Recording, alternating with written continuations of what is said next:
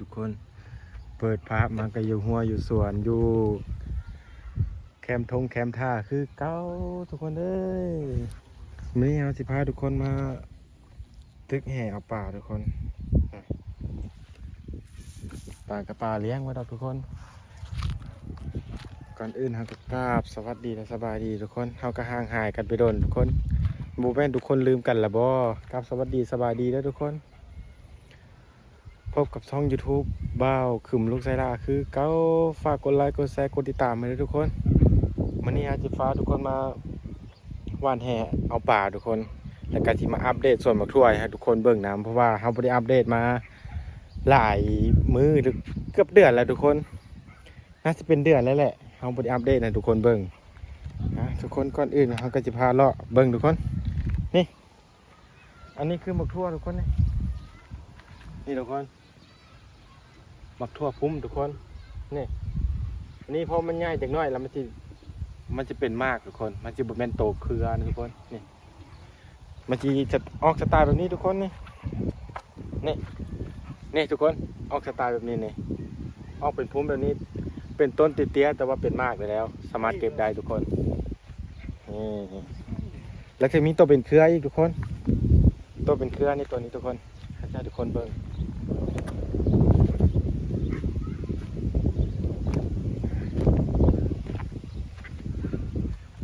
ทุกคนนี่ประมาณนี้ทุกคนเนี่ยอันนี้ตัวเป็นเครือทุกคนตัวเป็นเครือเศษค้างกว่านี้ทุกคน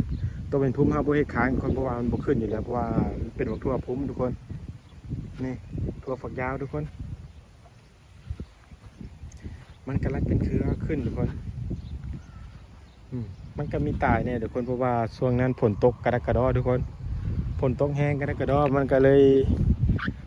เฮ็ดให้เบี้ยหมักทั่วเขาหนาวทุกคนมันบวมน้ำนะทุกคนเพราะว่าน้ำหลายเกินฝนตกดูคุมือทุกคนไหมอย่าเผาเบื่อเผาหน้ากันเด้อทุกคนพี่น้อง FC ทุกคนเพราะว่าสิพังลาวพังไทยก็เข้ามาเบิ้งเข้ามากดติดตามรับชมกันทุกคนอัปเดตไปเรื่อยๆเบิ้งไปเรื่อยๆเบิ้งปันกันลุ้นปันกันทุกคนอันนี้กำลังโหดหมกทั่วอยู่ทุกคนโหดเบี้ยหมกทั่วทางนี้กสิประมาณนี้ทุกคนอาจจะพาทุกคนว่านแห่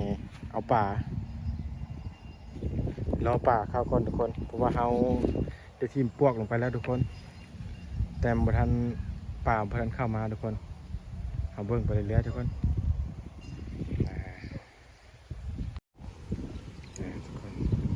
เราจะพาทุกคนมาคนมาทั่วเขาจะพาทุกคนมาคนมาทั่วก่อนทุกคน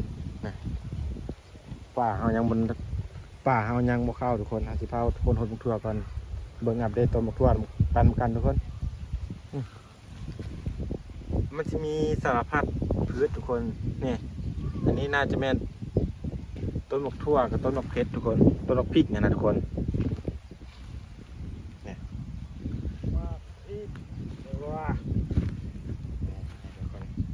โตกำลังปลูกกับนี้ทุกคนนี่คือต้นมะพริกหรือว่าต้นมะเพชรทุกคนที่ไทยก็เป็นต้นมะพริกอันนี้ปลูกได้กี่วันแล้วอันนี้ได้2 วันกับ3 มื้อ2 วันกับ3 มื้อทุกคนอันนี้เขาเรียกว่า